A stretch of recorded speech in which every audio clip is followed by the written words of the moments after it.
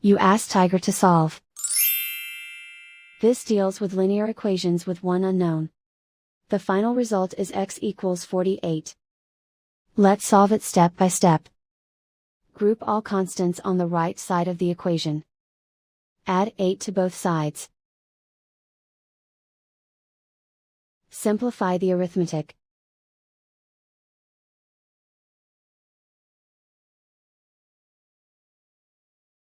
Isolate the x.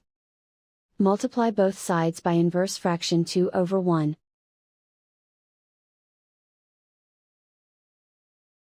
Group like terms.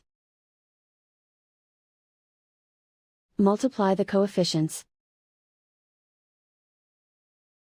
Simplify the fraction. Simplify the arithmetic. And so the final result is x equals 48.